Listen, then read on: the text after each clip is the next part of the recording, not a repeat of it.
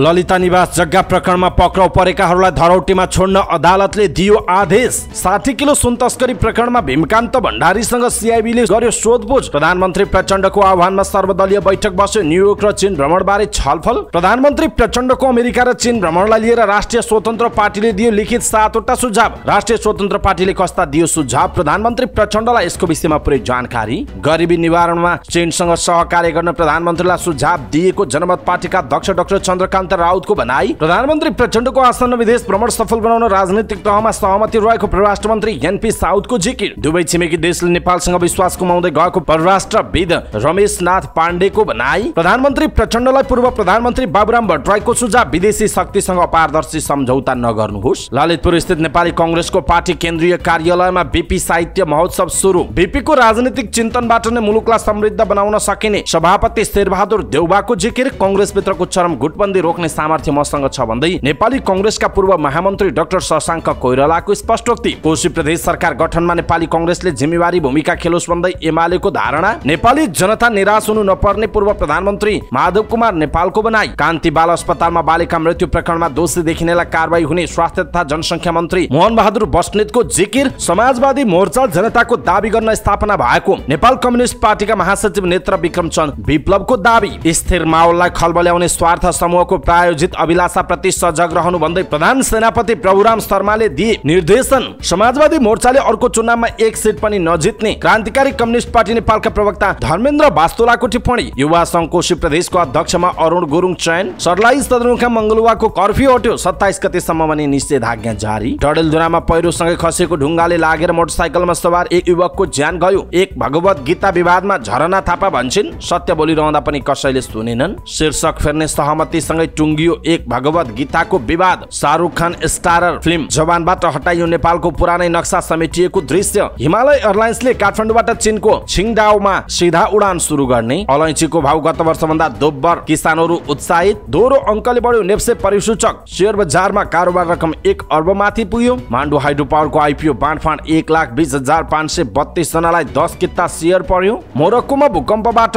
ज्यान गुमाउनेको संख्या 2000 भन्दा बढी। 3 दिन राष्ट्रिय शोक मनाइने। G20 मा AU लाई सदस्य बनाउनु सही रहेको इजिप्टका राष्ट्रपति अब्देल फताह अल सिसीको धारणा। बंगलादेशमा चीनद्वारा निर्मित 172 किलोमिटर लामो रेलमार्ग सञ्चालनको तयारीमा। आन्तरिक मामिलामा हस्तक्षेप नगर्न अफ्रिकी संघ र IGAD लाई सुडानी सेना प्रमुखको चेतावनी। 11औं कोरियन एम्बेसडर तेक्वान्दो भदौको अन्तिम साता हुने र पोखराको लामाचौरमा राष्ट्रिय महिला पुरुष भलिबल प्रतियोगिता भदौ 29 गतेबाट सुरु हुँदै।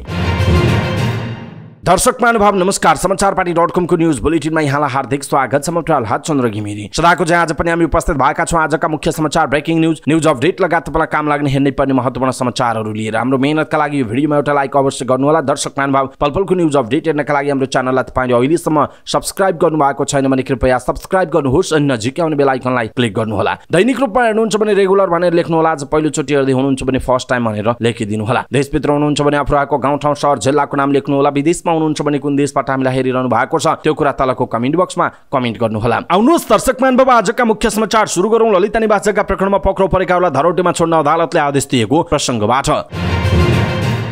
ललिता निवास जग्गा प्रकरणमा पक्राउ परेका 1 जना बाहेक सबैलाई जिल्ला अदालत काठमाडौँले धरौटीमा छाड्न आदेश दिएको छ। न्यायाधीश भोलानाथ ढकालको इजलासले केशव तुलाधर बाहेक सबै आरोपितलाई धरौटीमा छाड्ने आदेश दिएको काठमाडौँ जिल्ला अदालत स्रोतले जानकारी दिएको छ। बालुवाटार स्थित ललिता निवासको जग्गा व्यक्तिको नाममा नामसारी गरेको अनियमितता प्रकरणमा जिल्ला सरकारी वकिलको कार्यालयले सरकारी कागजात किर्ती आरोपमा मुद्दा चलाएको थियो। यो प्रकरणमा व्यवसायी मिनबहादुर गुरुङ, पूर्व निर्वाचन आयुक्त सुधीर कुमार शाह लगायतका व्यक्तिहरू पक्राउ परेका थिए।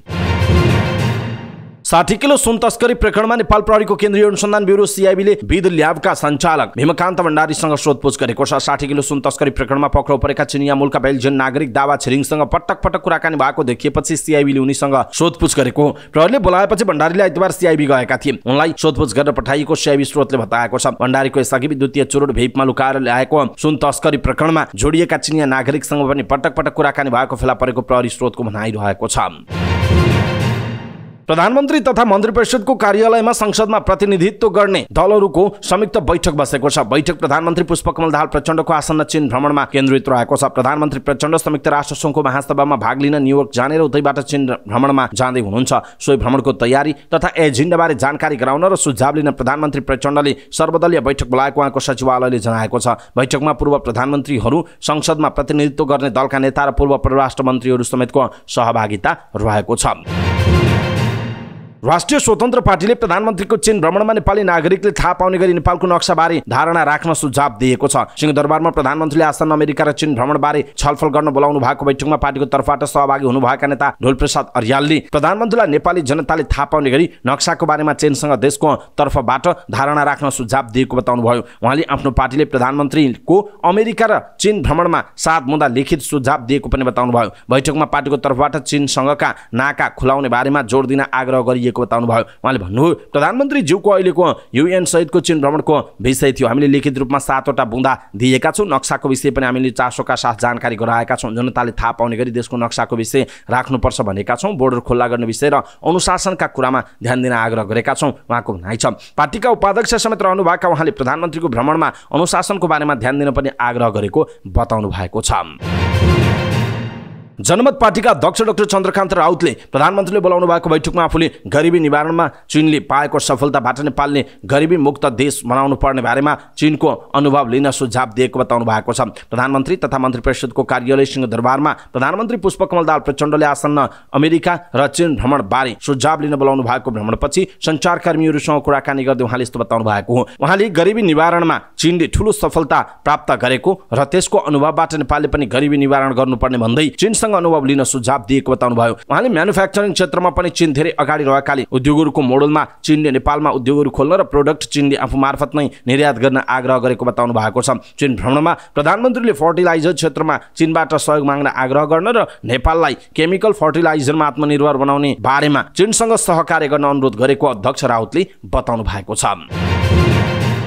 परराष्ट्र मन्त्री नारायण प्रसाद साउद एनपी साउदले प्रधानमन्त्रीको आसन्न अमेरिका र चीन भ्रमण सफल बनाउन सबै राजनैतिक तह तबकामा सहमति भएको बताउनु भएको छ। प्रचण्डले आइतबार आसन्न विदेश भ्रमणबारे सुझाव लिन बोलाउनु भएको भ्रमणपछि सञ्चारकर्मीहरूसँग कुराकानी गर्दै उहाँले यस्तो बताउनुभयो। उहाँले युनाइटेड नेसन्स र चीन भ्रमणका सम्बन्धमा पनि भ्रमणका बारेमा गर्नुपर्ने तयारी, राख्नुपर्ने प्रस्ताव, अपनाउनु पर्ने सावधानी र गर्नुपर्ने कामका बारेमा सुझाव र सल्लाह प्रधानमन्त्रीले लिनु भएको बताउनु भएको छ। मन्त्री साउदले प्रधानमन्त्रीले सल्लाह र सुझाव लिइसकेपछि राजनैतिक दलका प्रतिनिधि र परराष्ट्रविदहरूलाई भ्रमणबारे सुझाव दिएकोमा धन्यवाद दिएको जनाइएको छ। परराष्ट्रविद रमेशनाथ पाण्डेले दुवै छिमेकी देशले नेपालसँग विश्वास गुमाउँदै गएको बताउनु भएको छ। प्रधानमन्त्री प्रचण्डको आइतबार आसन्न विदेश भ्रमणबारे सुझाव लिन बोलाउनु भएको छलफलपछि सञ्चारकर्मीहरूसँगको कुराकानीमा उहाँले यस्तो बताउनु भएको हो। उहाँले दुवै देशले नेपालप्रति विश्वास गर्न छोडिरहेको भन्दै प्रधानमन्त्री दाहालले दुवै देशको विश्वास बटुल्ने काम गर्नुपर्ने बताउनु भयो। उहाँले छिमेकी देशले कूटनीतिक रूपमा स्पष्ट पार्दै अब सार्वजनिक रूपमा व्यक्त गर्न थाल्नुले झनै चिन्ता भएको बताउनु भएको छ। परराष्ट्रविद पाण्डेले सहसचिव स्तरबाट हुनुपर्ने वार्ता र योजनाका कुरा गर्ने सट्टा प्रधानमन्त्रीजीले दुवै छिमेकीसँग विश्वासको वातावरण बनाउनु पर्ने बताउनु भएको छ। नेपाल समाजवादी पार्टीका अध्यक्ष एवं पूर्व प्रधानमन्त्री डाक्टर बाबुराम भट्टराईले प्रधानमन्त्री पुष्पकमल दाहाल प्रचण्डलाई आसन्न चीन भ्रमणका क्रममा दलीय गुटीय र निजी स्वार्थका निम्ति राष्ट्रिय हित विपरीत अपारदर्शी सम्झौता नगर्न सुझाव दिनुभएको छ। पूर्व प्रधानमन्त्री भट्टराईले बहुदलीय लोकतन्त्रमा दलहरूबीच अरू विषयमा मतभिन्नता भए पनि परराष्ट्र सम्बन्धको विषयमा राष्ट्रिय सहमति कायम गर्न सुझाव दिनुभयो। प्रधानमन्त्रीले अमेरिका र चीन भ्रमणको एजेन्डाबारे छलफल गर्न बैठक राख्नु भएको छ, तर बैठकमा आफू उपस्थित हुन नसकेको भन्दै भट्टराईले 3 बुँदे सुझाव दिनुभएको छ। बहुदलीय लोकतन्त्रमा दलहरूबीच अरू विषयमा मतभिन्नता भए पनि परराष्ट्र सम्बन्धको विषयमा राष्ट्रिय सहमति कायम गर्ने र त्यसैलाई सबैले सधैँ पालना गर्ने परम्परा बसालौँ। दलीय गुटीय र निजी स्वार्थका निम्ति राष्ट्रिय हित विपरीत कसैले कुनै पनि विदेशी शक्तिसँग खुल्ला वा अपारदर्शी सहमति सम्झौता नगरौँ, उहाँको भनाइ छ। एसियानै मुख्य केन्द्र हुने गरी मडारिन लागेको नयाँ शीत युद्ध वा उष्ण युद्धको सन्दर्भमा नेपालले आफ्नो विशिष्ट भूसामरिक अवस्थितिलाई ध्यान दिँदै नेपालमा भारतको सुगौली सन्धिदेखिको प्रभुत्वलाई कायम गर्ने चाहना, चीनको नयाँ विश्व शक्तिको रूपमा यस क्षेत्रमा पनि प्रभाव विस्तार गर्ने चाहना र अमेरिका, युरोप, जापानको चिनिया प्रभावलाई यस क्षेत्रमा विस्तारित हुनबाट रोक्ने चाहनालाई गहिरोसँग पर्गेलेर हामीले आफ्नो राष्ट्रिय हित अनुकूलको रणनीति तय गर्नुपर्दछ। हामीले एकातिर कसैको परम्परागत प्रभुत्वलाई अन्त्य गरेर आफ्नो पूर्ण स्वाधीनता, सार्वभौमिकता, भौगोलिक अखण्डता कायम गर्नु छ भने अर्कोतिर कराईबाट उम्लेर भुँडोमा खस्ने खतराबाट पनि मुक्त हुनु छ। यो डोरी माथिको हिँडाइ नै आजको हाम्रो एकातिर ठुलो चुनौती र अर्कोतिर ऐतिहासिक अवसर दुवै हो। यसका निम्ति ऐतिहासिक र देशका शीर्ष नेता र विविध क्षेत्रका विज्ञहरूको विचार विचार मन्थनबाट राष्ट्रिय रणनीति तय गरौँ र जनप्रतिनिधि तथा आम जनसमुदायको समेत सुझाव र सहमतिमा दृढतापूर्वक कार्यान्वयन गरौँ उहाँको भनाइ छ। त्यस्तै उहाँले तत्काल चीन भ्रमणको सन्दर्भमा पहिले भएका सहमति कार्यान्वयन गर्ने र मुख्यतः चीनको विशाल बजारसँग जोडिने भौतिक तथा अन्य पूर्वाधार छिटो निर्माण गर्ने कुरामा विशेष जोड दिउँ भन्दै 3 बुँदे सुझाव दिनुभएको छ। दर्शक महानुभाव, यहाँहरूलाई बाबुराम भट्टराईले प्रचण्डलाई दिएको सुझाव तपाईँलाई कस्तो लाग्यो? आफ्नो कुरा तलको कमेन्ट बक्समा कमेन्ट गर्नुहोला।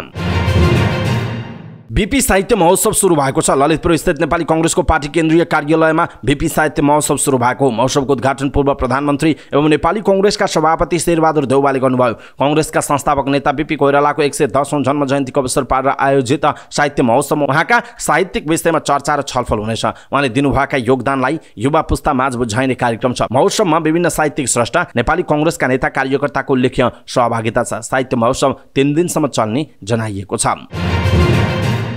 नेपाली कांग्रेसका सभापति एवं पूर्व प्रधानमन्त्री शेरबहादुर देउवाले बीपीको राजनैतिक चिन्तनबाट नै मुलुकलाई समृद्ध बनाउने लक्ष्य लिएको बताउनु भएको छ। संस्थापक नेता बीपी कोइरालाको 110औं जन्म जयन्तीको अवसरमा उहाँलाई स्मरण गर्दै उहाँले बीपीको राजनैतिक चिन्तनले देखाएको मार्गमै आफूहरू हिँडिरहेको बताउनु भयो। उहाँले आजको युवा पुस्तालाई पनि बीपीका बारेमा गहिरो ज्ञान बाँड्न महोत्सव महत्त्वपूर्ण हुने विश्वास व्यक्त गर्नुभयो। सभापति देउवाले नेपालका सबै राजनैतिक दलहरूले कुनै न कुनै दृष्टिकोणले आज पनि बीपीको विचारमा आकर्षित मात्र नभई अनुकरण पनि गर्दै आएको दाबी गर्नुभयो। उहाँले आफ्नो राजनैतिक प्रेरणाको स्रोत बीपी नै रहेको बताउनु भयो। उहाँले आज नेपाली कांग्रेस बहुदलीय संसदीय शासन प्रणाली र प्रजातान्त्रिक समाजवादी अर्थव्यवस्थालाई आफ्नो मूल सिद्धान्त र आदर्श कायम गरेर अगाडि बढेको बताउनु भयो। उहाँले समयको अन्तरालसँगै आज मुलुक पनि बीपीले देखाएको प्रणालीमा अगाडि बढेको तर विभिन्न कारणले स्थायित्व नपाएको गुनासो गर्नुभयो। सभापति देउवाले नेपाल समाजवाद उन्मुख राष्ट्र भनेर संविधानमा नै लेखेको भए पनि यसको मर्म अनुसार व्यास गर्न नपाएको बताउनु भयो। उहाँले नागरिकका कयौं अभाव, समस्या, असन्तुष्टि र समाजमा देखिएका विविध विसङ्गतिलाई बीपीको आर्थिक, सामाजिक तथा धार्मिक, सांस्कृतिक एवं राजनीतिक विचारले समाधान दिन सक्छ भन्ने दृढ विश्वास हुँदाहुँदै पनि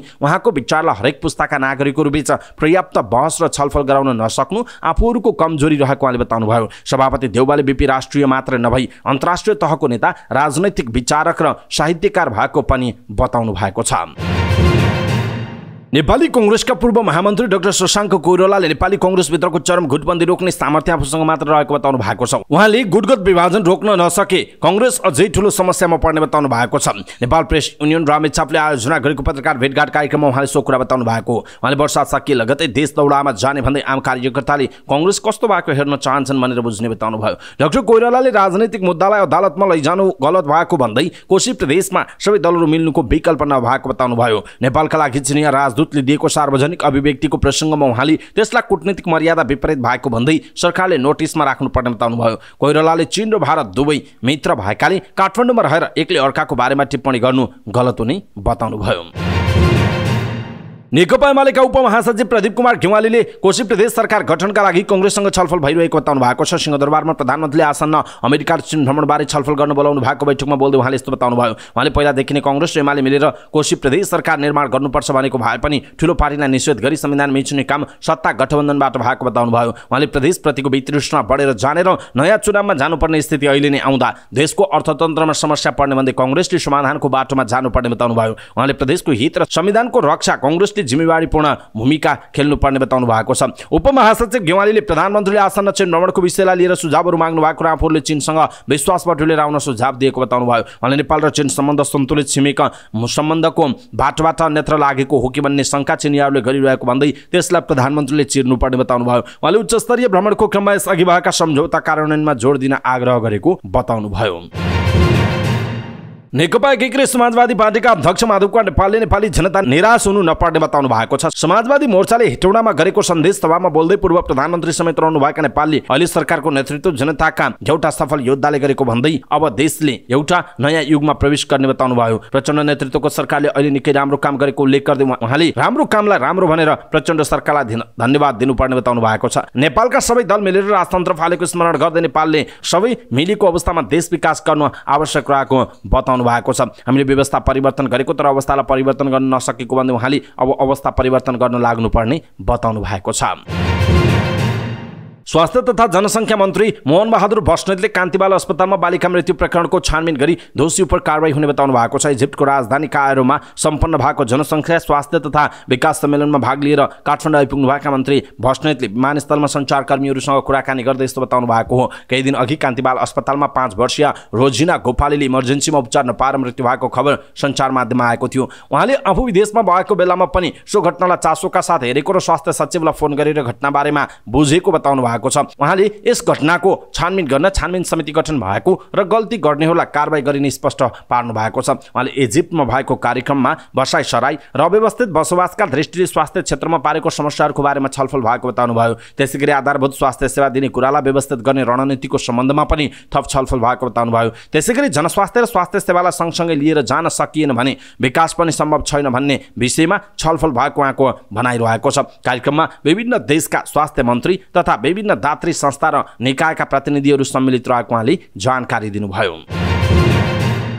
नेपाल कम्युनिस्ट पार्टीका महासचिव नेता विक्रमचन्द्र विप्लवले समाजवादी मोर्चा नेपाली जनताको नेतृत्व गर्न स्थापना भएको बताउनु भएको छ। समाजवादी मोर्चाले हेटौडामा गरेको प्रदेश स्तरीय सन्देश सभामा बोल्दै विप्लवले जनतामा रहेको अन्यल अन्त्य गर्न मोर्चा निर्माण भएको बताउनुभयो। अहिले नेपाली जनतामा उकुस मुकुस पैदा भएको र नेपाली जनताले लडेर प्राप्त गरेको उपलब्धि फेरि गुम्ने त होइन भन्ने प्रश्न खडा भएको समयमा निर्माण भएको समाजवादी मोर्चाको उद्देश्य महत्त्वपूर्ण भएको उहाँको भनाइ छ। समाजवादी मोर्चा कुनै दलालहरूको षड्यन्त्र सामन्तवादको खेलबाट भङ्ग नहुने बताउँदै विप्लवले समाजवादी मोर्चा जुनसुकै चुनौतीको सामना गर्न तयार रहेको बताउनुभयो। अहिले सरकारले राम्रो काम गर्न खोज्दा साम्राज्यवादीहरूले घेरा हाल्ने काम भइरहेको भन्दै उहाँले षड्यन्त्रलाई क्रान्तिद्वारा परास्त गरिने बताउनु भएको छ। प्रधान सेनापति प्रभुराम शर्माले तथ्यरहित एवं पूर्वाग्रही बेमौसमी तर्क उठाई देशको स्थिर माहौललाई खलबल्याउने कुनै पनि स्वार्थ प्रेरित समूहबाट क्षणिक र दूरगामी असर पार्न सक्ने प्रायोजित अभिलाषाप्रति सजग र सतर्क रहन निर्देशन दिनुभएको छ। प्रधान सेनापतिको जिम्मेवारी सम्हालेको दोस्रो वर्ष पूरा भएको अवसरमा नेपाली सेनाका सकल दर्जालाई सम्बोधन गर्दै शर्माले नेपाल र नेपाली जनताको बृहत्तर हितमा समर्पित रहन निर्देशन दिनुभएको हो। सेनाले सामूहिक प्रयासबाट आर्जन गरेको गरिमा र स्थापित गरेको जनविश्वासका लागि सकल दर्जा लगायत निजामती कर्मचारी र आश्रित परिवारजनलाई धन्यवाद ज्ञापन गर्दै उहाँले सैन्य संगठन आजको भोलि तयार गर्न सकिने विषय नभएको बताउनु भएको छ। सम्बोधनका क्रममा प्रधान सेनापतिले कार्यकालको दोस्रो वर्षका लागि निर्धारण गरिएका लक्ष्य र प्राप्त उपलब्धिको समीक्षाका साथै आगामी कार्यदिशाका बारेमा जानकारी गराएको सैनिक जनसम्पर्क तथा सूचना निर्देशनालयले जनाएको छ। कार्यकालको तेस्रो वर्ष थालनीको पूर्व सन्ध्यामा प्रधान सेनापतिले छाउनी तथा सैनिक मञ्च टोणीखेलमा रहेका वीर स्मारकमा माल्यार्पण गर्नुभयो। कर्तव्य पालनाको सिलसिलामा घाइते भएका सैनिकको योगदानको उच्च मूल्याङ्कन गर्दै उपचारका क्रममा रहेकाको शीघ्र स्वास्थ्य लाभको कामना समेत उहाँले गर्नुभएको छ। प्रधान सेनापतिले जङ्गी अड्डामा आयोजित एक कार्यक्रमका बीच उपरथीमा पदोन्नति भएका कुमार बाबु थापा र महासेनानीमा पदोन्नति हुनुभएका प्रमुख सेनानी सुदर्शन विष्टलाई दर्जानी चिन्ह पनि प्रदान गर्नुभयो। कार्यक्रममा सैनिक कल्याणकारी निर्देशनालयको प्रकाशन कल्याणकारी दर्पण नेपाली सेनाको व्यवस्थापनमा सञ्चालित काठमाडौँ तराई मधेस द्रुत मार्ग सडक आयोजनाको प्रकाशन केटीएफटी जर्नलको तेस्रो भाग र सेनाको वर्षभरिका प्रमुख गतिविधिहरूको तस्बिर समेटिएको पुस्तक पनि विमोचन गरिएको छ। क्रान्तिकारी कम्युनिस्ट पार्टी नेपालका प्रवक्ता धर्मेन्द्र वास्तोलाले सत्तारूढ 3 दल र संसद बाहिरको नेकपा मिलेर बनेको समाजवादी मोर्चाको कुनै भविष्य नरहेको बताउनु भएको छ। बुटवलमा आयोजित पत्रकार सम्मेलनमा प्रवक्ता वास्तोलाले उक्त मोर्चा संसदवादलाई संस्थागत गर्न र प्रधानमन्त्री प्रचण्डको सत्ताको आयु लम्ब्याउन मात्र प्रयोग भएकाले छिट्टै पतन हुने दाबी गर्नुभयो। मोर्चामा रहेका दलहरूबीच वैचारिक र सैद्धान्तिक विषयमै ठूलो मतभेद रहेकाले यसको आयु धेरै नहुने उहाँले बताउनुभयो। आगामी चुनावसम्म यो मोर्चा कायम रहे र चुनावमा गए एक सिट पनि नजित्ने उहाँको दाबी छ। समाजवादी मोर्चाले जनजीविका राष्ट्रियताको रक्षा गर्दैन, यसले संसदवादलाई संस्थागत गर्छ, प्रचण्डलाई सत्ता टिकाइराख्न बार्गेनिङ टुल्सको काम मात्रै गर्छ। प्रधानमन्त्री प्रचण्ड र विप्लवका पूर्व सहकर्मी समेत रहनुभएका वास्तोलाले भन्नुभयो यो मोर्चा पतनको बाटोमा छ, चुनावमा गए एक सिट पनि जित्दैन भनेर प्रचण्डलाई पनि भनिदिएको छु। प्रवक्ता वास्तोलाले अहिलेको संसदीय व्यवस्थामा नेता विक्रमचन्द्र विप्लव प्रधानमन्त्री भएको खण्डमा प्रचण्ड भन्दा पनि खराब भएर निस्कने आरोप लगाउनु भयो। नेता वास्तोलाले राष्ट्रिय स्वतन्त्र पार्टी लगायतका नयाँ दलहरूले पनि देश चलाउन नसक्ने बताउनु भयो। उक्त पार्टीका अध्यक्ष रवि लामिछानेमाथि अमेरिकामा रहँदा बैंक ठगी लगायत थुप्रै मुद्दा रहेको जिकिर गर्दै वास्तोलाले उनी नेतृत्वको पार्टी देशका समस्याहरूको समाधान नभएको बताउनु भएको छ। रवि लामिछाने देशको अवस्था बदल्छौँ भन्ने नारा ठिक छ, तर उनको पार्टीबाट देशको अवस्था बदलिन्छ भन्ने कुरा भ्रम मात्र हो। उनी स्वयंमाथि पनि थुप्रै नैतिक प्रश्न उठिसकेका छन् उहाँले भन्नुभएको छ। मुलुकमा भ्रष्टाचार नीतिगत र संस्थागत भएकाले अहिलेको संविधान र कानुन नबदलेसम्म ठुला भ्रष्टाचारमा कोही पनि कारबाहीमा नपर्ने उहाँको तर्क छ। केही दिन अघि चिनिया राष्ट्रपतिले दिएको अभिव्यक्तिको शैली सही नभए पनि सारमा उनको भनाइ सही भएको वास्तोलाले टिप्पणी गर्नुभयो। नेपालमा समाजवादी र स्वाधीन अर्थतन्त्र नभएको भन्ने चिनिया राजदूतको भनाइ सही भएको उहाँले बताउनु भएको छ। एमसीसी र एसपीपी कार्यान्वयनमा आएको खण्डमा नेपाल, युक्रेन, घाना र कङ्गो जस्तै हुने उहाँले दाबी गर्नुभयो। राष्ट्रिय युवा संघको कोशी प्रदेश अध्यक्षमा अरुण गुरुङ चयन हुनु भएको छ। धरानमा सम्पन्न प्रथम अधिवेशनबाट अरुण गुरुङ अध्यक्षमा चयन हुनु भएको हो। उपाध्यक्षमा जयप्रकाश रायमाझी, सचिवमा विनोद राणा, सहसचिवमा निरजमान सिंह बस्नेत, शरण फागु र कोषाध्यक्षमा देपेन्द्र घिसिङ चयन हुनु भएको छ। प्रदेश कमिटी 89 सदस्य रहेको जनाइएको छ। युवा संघ मातहत रहेको युथ फोर्सको प्रमुखमा राजन बानिया चयन हुनु भएको छ। प्रवक्ताको जिम्मेवारी मनोज रायले पाउनु भएको छ। साइबर सर्कल प्रमुखमा सागर पोखरेल, महिला विभाग प्रमुखमा पार्वती तामाङ र संगठन विभाग प्रमुखमा आनन्द राई चयन हुनु भएको जनाइएको छ। सर्लाही सदरमुकाम मङ्गलवारमा लगाइएको कर्फ्यू बिहानदेखि हटेको छ। कर्फ्यू हटे पनि 72 घण्टासम्म कुनै पनि किसिमका भेला, आमसभा, प्रदर्शन र पर्चा पम्पलेटिङ गर्न नपाइने गरी निषेधाज्ञा भने जारी छ। कृष्ण जन्माष्टमीको मूर्ति विसर्जन गर्ने क्रममा दुई पक्षबीच मङ्गलवारमा झडप भएपछि जिल्ला प्रशासन कार्यालयले शनिबार दिउँसो 5 बजेदेखि आइतबार बिहान 8 बजेसम्म कर्फ्यू जारी गरेको थियो। स्थिति सामान्य भएको निष्कर्ष निकाल्दै बिहानबाट कर्फ्यू हटाइएको छ। तर 27 गते राति 12 बजेसम्म निषेधाज्ञा जारी गरिएको प्रमुख जिल्ला अधिकारी इन्द्रदेव यादवले जानकारी दिनुभयो। कर्फ्यू हटेपछि मानिसहरू चलपल बढ्न थालेको छ भने लामो तथा छोटो दूरीका यातायातका साधन पनि चल्न थालेका छन्। जिल्ला सुरक्षा समितिको बैठकले धार्मिक, जातीय र सांस्कृतिक सद्भाव कायम राख्न सबैलाई आह्वान समेत गरेको छ। डडेलधुरामा पहिरोसँगै खसेको ढुङ्गा लागेर मोटरसाइकलमा सवार युवकको मृत्यु भएको छ। केआई सिंह राजमार्ग अन्तर्गत गन्यापधुरा गाउँपालिका 2 को रडुवामा खसेको पहिरोसँगै आएको ढुङ्गा लागेर अमरगढी नगरपालिका 4 बस्ने 17 वर्षीय राकेश ऐरको मृत्यु भएको जिल्ला प्रहरी कार्यालयले जनाएको छ। डडेलधुराका निमित्त प्रहरी प्रमुख प्रहरी निरीक्षक कुसुम नायकले शनिबार ढोटीको दिपालबाट फर्कँदा मोटरसाइकल पछाडि सवार अरूलाई माथिबाट खसेको ढुङ्गा लागेको थियो। गम्भीर घाइते हुनुभएका अरूलाई थप उपचारका लागि धनगढी रेफर गरिएकोमा राति बाटोमा मृत्यु भएको प्रहरी निरीक्षक नायकले बताउनुभयो। अरूको शव परीक्षणका लागि डडेलधुरा अस्पतालमा राखिएको छ। रसुवामा शनिबार आएको पहिरोका कारण केआई सिंह राजमार्ग अवरुद्ध भएको जनाइएको छ।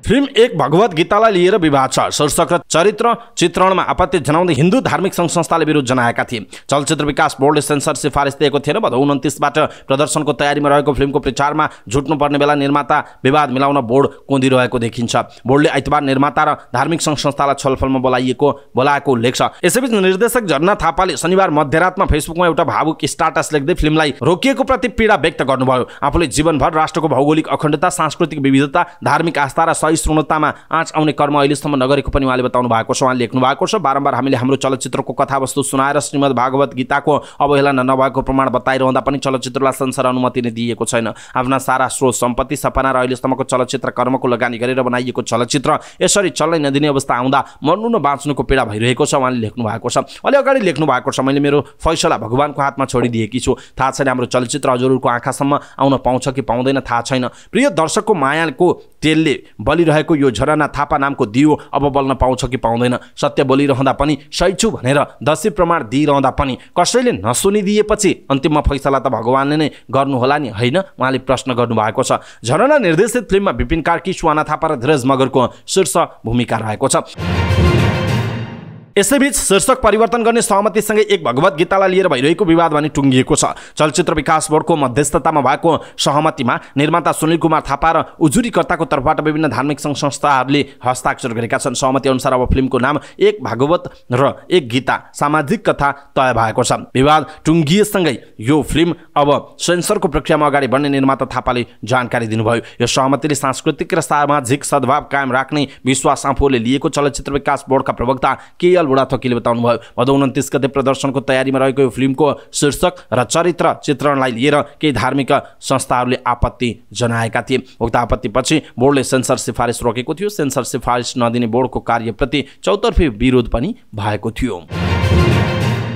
अहिले हलमा प्रदर्शन भइरहेको शाहरुख खान स्टारर जवानमा समावेश नेपालको पुरानो नक्सा चुच्चे नभएको नक्सालाई फिल्मबाट हटाइएको छ। सामाजिक सञ्जाल र मिडियामा यसबारे टिप्पणी भएपछि उक्त नक्साको दृश्य हटाइएको केन्द्रीय चलचित्र जाँच समितिका अध्यक्ष तथा सञ्चार तथा सूचना प्रविधि मन्त्रालयका प्रवक्ता नेत्रप्रसाद सुवेदीले बताउनु भएको छ। वितरकलाई उक्त दृश्य हटाउन लगाएका छौँ, अध्यक्ष सुवेदीले भन्नुभएको छ। सन् 2019 को नोभेम्बरमा भारतले नेपाली भूभाग समेटेर नयाँ राजनैतिक नक्सा जारी गर्यो। त्यसको विरोधमा नेपालले पठाएको कूटनीतिक नोटलाई व्यवस्था गर्दै भारतले लेपुलेक क्षेत्रमा सडक बनाउन थालेपछि नेपालले पनि नयाँ राजनीतिक नक्सा जारी गर्यो। लेपुलेक, लिम्पियाधुरा र कालापानीलाई समेटेर जारी भएको नयाँ नक्सालाई 2077 जेठमा संसदले सर्वसम्मत पास गरेको थियो। पछिल्लो समय चीनले पनि आफ्नो नयाँ नक्सामा नेपालको पुरानै भूगोल चित्रण गरेपछि यसको पनि विरोध भइरहेको छ। विरोधमा काठमाडौँका मेयर बालेन शाहले चीन भ्रमण नै रद्द गर्नुभयो। फिल्मको कुरा गर्दा शाहरुख खानको यो फिल्मले नेपाली बक्स अफिसमा आक्रामक कमाइ गरिरहेको जनाइएको छ। हिमालय एयरलाइन्सले काठमाडौँबाट चीनको छिङडाओमा सिधा उडान सुरु गर्ने भएको छ। त्रिभुवन अन्तर्राष्ट्रिय विमानस्थलमा पत्रकार सम्मेलन गर्दै एयरलाइन्सले यसबारे जानकारी गराएको। पत्रकार सम्मेलनमा संस्कृति, पर्यटन तथा नागरिक उड्डयन मन्त्री सुदन किराँती, नेपालका लागि चिनिया राजदूत छङसोन लगायतको उपस्थिति थियो। पत्रकार सम्मेलनमा बोल्दै मन्त्री किराँतीले चीनको छिङडाओमा सिधा उडान भर्न लागेकोमा खुसी व्यक्त गर्नुभयो। उहाँले उक्त विमानस्थल BRI परियोजनाको भूमि भएको नाताले महत्त्वपूर्ण रहेको बताउनुभयो। उहाँले धेरै चिनिया नागरिकलाई पाहुनाको रूपमा नेपाल भित्राउन सकेर ग्रामीण संस्कृतिको जरासम्म पुर्याउन सके पर्यटन क्षेत्रमा नयाँ गन्तव्य बन्ने बताउनुभयो। चीनका विभिन्न शहरबाट पोखराको शहरमा उडान गर्नका लागि चिनिया राजदूतसँग आग्रह गर्नुभयो। मन्त्री किराँतीले काठमाडौँ पोखरा चीनसम्म उडान गर्ने वातावरण मिलाउन सके नेपालमा पर्यटन क्षेत्रले नयाँ इँटा थप्ने विश्वास पनि व्यक्त गर्नुभयो। गत वर्षभन्दा यस वर्ष दोब्बर बढी मूल्यमा अलैँचीको कारोबार हुन थालेको छ। अलैँचीको नयाँ फसल उत्पादन बजारमा आउन थालेसँगै गत वर्षभन्दा दोब्बर बढी मूल्यमा कारोबार हुन थालेको। बजारमा आउन थालेसँगै नयाँ अलैँचीले उचित मूल्य पाउँदा किसान तथा व्यवसायी उत्साहित भएका छन्। सदरमुकाम फुङलिङ बजारमा हिजो आज नयाँ अलैँची प्रतिमन 40 किलोग्राम र 56,000 रुपैयाँसम्ममा कारोबार भइरहेको छ। भदौको पहिलो सातापछि बजारमा आउन थालेको अलैँचीको मूल्य गत वर्षको तुलनामा दोब्बर रहेको स्थानीय व्यापारीहरूले बताएका छन्। अलैँची व्यवसायी सङ्घ ताप्लेजुङका अध्यक्ष समेत रहनुभएका व्यापारी भद्रवीर रेग्मीले नयाँ अलैँची प्रतिमन 55,000 देखि 56,000 रुपैयाँसम्ममा कारोबार भइरहेको बताउनुभयो। रेग्मीका अनुसार गत वर्ष यही मौसम अर्थात् नयाँ अलैँची बजारमा आउन थाल्दा प्रतिमन 24,000 देखि 27,000 रुपैयाँ मात्र मूल्य रहेको थियो। उहाँले मूल्य अस्थिर रहे पनि स्थानीय बजारमा अहिले अलैँचीले उचित मूल्य पाइरहेको बताउनुभयो। अलैँची व्यापारी दिनेश अधिकारीका अनुसार एक साता अघि नयाँ अलैँची प्रतिमन रु 60,000मा कारोबार भएको थियो। त्यसपछि 3 दिन अघि प्रतिमन 57,000मा कारोबार भएको अलैँची शुक्रबार भने 56,000 रुपैयाँमा कारोबार भएको उहाँले जानकारी दिनुभयो। अहिलेको मूल्य गत वर्षभन्दा दोब्बर बढी हो अधिकारीको भनाइरहेको छ। यस वर्ष अलैँची उत्पादनमा पनि गिरावट आउने बताइएको छ। विगतको तुलनामा यो वर्ष झण्डै आधाले उत्पादन घट्ने किसानहरूले बताएका छन्। फुल फुल्ने समयमा खडेरी लागेको, असिनाले चुटेको र कतिपय ठाउँमा रोगले अलैँची नष्ट हुँदा उत्पादनमा ह्रास आउन सक्ने किसानहरूको भनाइरहेको छ। साताको पहिलो दिन आइतबार शेयर बजार 10.23 अङ्कले बढेको छ। बजार 1942.68 बिन्दुमा पुगेर रोकिएको छ। यो 0.52% को वृद्धि हो। आइतबार 276 धितोपत्रको 33,064 वटा कारोबारबाट 43,14,417 किता शेयर किनबेच भएको छ। आइतबार 1,07,22,12,418 रुपैयाँको कारोबार भएको छ। आइतबार जलविद्युत बाहेक सबै उपसूचकहरू बढेको छ। आइतबार सूर्योदय, वामी लघुवित्त, शुभम पावर, न्यादी हाइड्रो, मेन्चियम हाइड्रोको सकारात्मक सर्किट लेभलमा कारोबार भएको छ। हिमाल दोलखा हाइड्रोका लगानीकर्ताले सर्वाधिक 7.81% गुमाएका छन्। Manjushree finance, debenture, Singati hydro power सहितका धितोपत्रको मूल्य समेत धेरैले घटेको जनाइएको छ।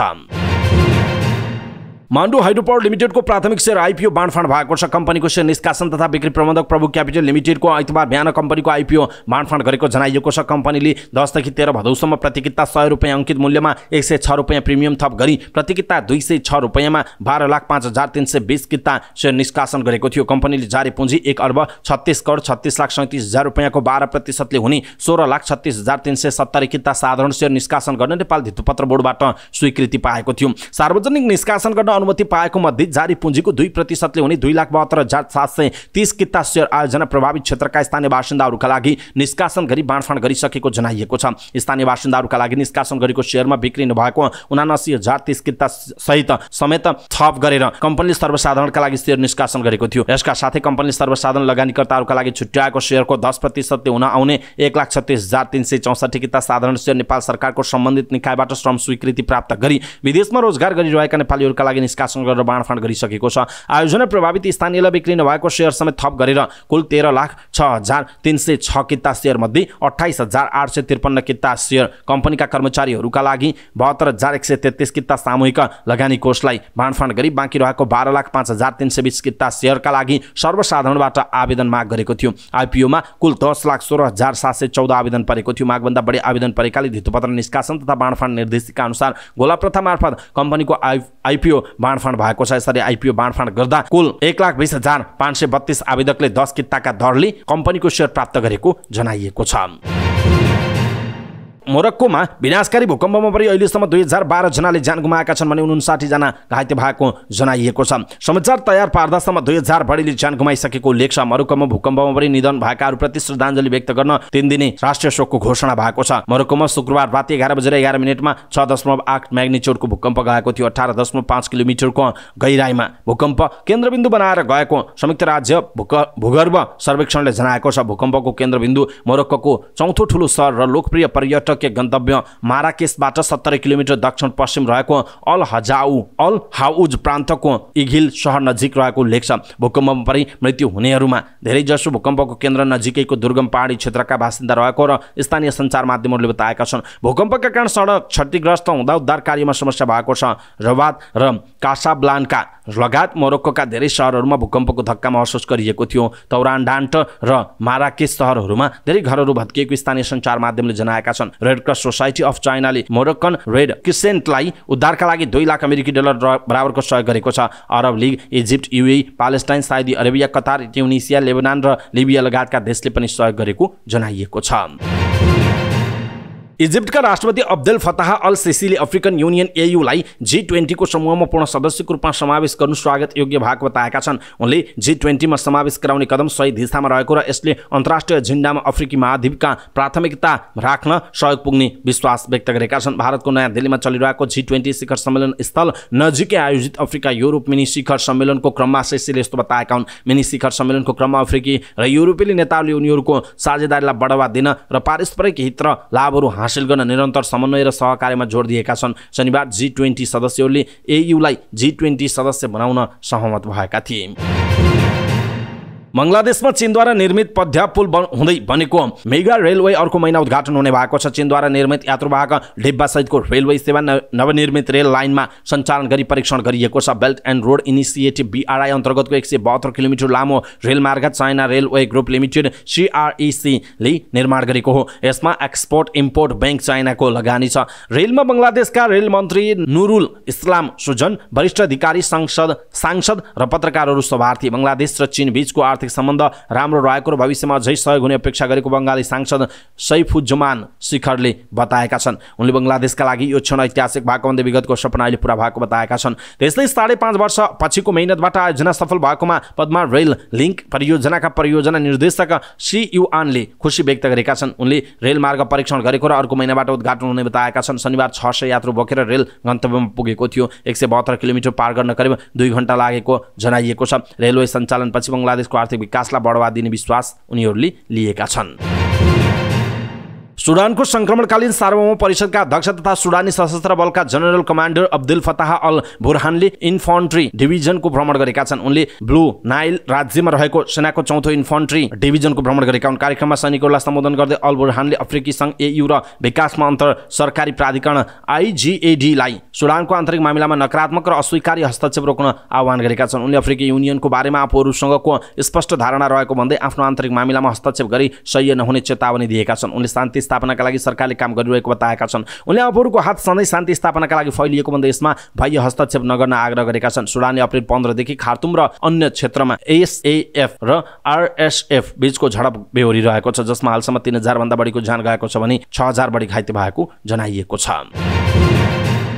नेपाल स्थित दक्षिण कोरियाली दूतावास र नेपाल ताइक्वान्डो संघको संयुक्त आयोजनामा 11औं कोरियन एम्बेसडर खुल्ला अन्तर्राष्ट्रिय ताइक्वान्डो प्रतियोगिता भदौको अन्तिममा हुने भएको छ। आइतबार पत्रकार सम्मेलन गर्दै प्रतियोगिता भदौको 27 गतेदेखि 31 गतेसम्म हुने जानकारी गराइएको छ। सन् 2003 मा पहिलो पटक भएको यो प्रतियोगिताको अहिलेसम्म 10 वटा संस्करण भइसकेका छन्। प्रतियोगिताको 11औं संस्करणमा 711 महिला र 1067 पुरुष गरी जम्मा 1778 जना सिनियर तथा जुनियर खेलाडी सहभागी हुने ताइक्वान्डो संघका उपाध्यक्ष तथा प्रतियोगिता आयोजक समितिका संयोजक भानबहादुर चन्दले बताएका छन्। जसमा तर्फ 25 र क्योरुगी फाइड तर्फ 32 गरी जम्मा 57 स्वर्ण पदकका लागि प्रतिस्पर्धा हुने बताइएको छ। यसअघि नेपाली खेलाडी मात्र सहभागी हुने प्रतियोगितामा यस संस्करणमा पहिलो पटक भारत र बंगलादेशका खेलाडी पनि सहभागी हुँदैछन्। भारतबाट 35 र बंगलादेशबाट 33 खेलाडी आउने संघले जनाएको छ। प्रतियोगिता सफल आयोजनाका लागि नेपाल ताइक्वान्डो संघका उपाध्यक्ष चन्दको संयोजकत्वमा 35 सदस्यीय आयोजक समिति गठन गरिएको छ र जस अन्तर्गत 10 वटा उपसमिति रहेको जनाइएको छ। प्रतियोगिता सञ्चालन गर्न 60 जना निर्णायक, 15 जना प्राविधिक र 35 जना स्वयंसेवक हुनेछन्। प्रतियोगिताको कुल लागत करिब 35 लाख रहेको र त्यसमा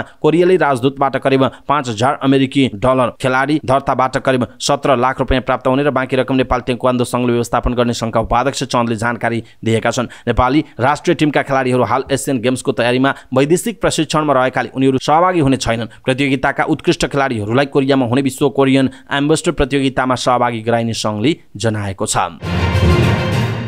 पोखराको लामाचौरमा भदौको 29 गतेदेखि असोजको 1 गतेसम्म राष्ट्रिय महिला तथा पुरुष भलिबल प्रतियोगिता हुने भएको छ। नव आदर्श सामुदायिक विकास समाजले गर्दै आएको भलिबल प्रतियोगिताको महिला अन्तर्गत 10औं र पुरुषतर्फ दोस्रो संस्करण हो। लामाचौर स्थित इन्द्र राज्य लक्ष्मी माविको खेल मैदानमा हुने राष्ट्रिय स्तरको भलिबल प्रतियोगितामा पुरुषतर्फ 5 र महिलातर्फ 4 समूहले भाग लिने आयोजकले जनाएको छ। राउन्ड रोबिङको आधारमा खेलाइने प्रतियोगितामा पुरुषतर्फ विभागीय टोली नेपाल पुलिस क्लब, सशस्त्र प्रहरी बल एपीएफ, त्यस्तै गण्डकी प्रदेश मणि मुकुन्द भलिबल क्लब भुटबल र गलकोट स्पोर्ट्स क्लब बागलुङले प्रतिस्पर्धा गर्ने प्रतियोगिताका जुरी डीबी नेपालीले जानकारी दिनुभएको छ। त्यस्तै महिलातर्फ नेपाल पुलिस क्लब, सशस्त्र प्रहरी बल एपीएफ, न्यू डायमन्ड एकाडेमी र न्यू एभरेस्ट भलिबल क्लब भुटबलले प्रतिस्पर्धा गर्ने जनाइएको छ। राष्ट्रिय महिला तथा पुरुष भलिबल प्रतियोगिता विजेताले पुरस्कार प्रथमले 1,50,111 प्राप्त गर्नेछन्। उपविजेताले 1,01,11 रुपैयाँ र तेस्रो हुनेले 50,111 रुपैयाँ पाउने आयोजकले जनाएको छ। हरेक वर्ष महिला भलिबल प्रतियोगिता हुँदै आएकोमा अघिल्लो वर्षदेखि पुरुष भलिबलको प्रतियोगिता पनि थपिएको हो। 25 वर्षदेखि निरन्तर भइरहेको लामाचौर तीज महोत्सवको अवसरमा क्लबले तीज गीत तथा विद्यालय स्तरीय नृत्य प्रतियोगिता पनि गर्दै आइरहेको छ। हवस् त दर्शक महानुभाव, समाचारपारी.com को न्यूज बुलेटिन अहिलेका लागि यति नै। हामीले प्रस्तुत गरेका यी समाचारहरूप्रति तपाईँको धारणा के छ? आफ्नो धारणा तलको कमेन्ट बक्समा कमेन्ट गर्नुहोला। हाम्रो मेहनतका लागि यो भिडियोमा एउटा सानो लाइक अवश्य गर्नुहोला। दर्शक महानुभाव, पलपलको न्यूज अपडेटका लागि हाम्रो च्यानललाई तपाईँले अहिलेसम्म सब्स्क्राइब गर्नुभएको छैन भने कृपया सब्स्क्राइब गर्नुहोस् अनि नजिकै आउने बेल आइकनलाई क्लिक गर्नुहोला। समाचारपारी.com को न्यूज बुलेटिन नेपाली समयअनुसार भोलि बिहान 5 बजे लिएर फेरि हामी उपस्थित हुनेछौँ। पलपलको न्यूज अपडेटका लागि समाचारपारी.com हेर्दै गर्नुहोस्। नमस्कार।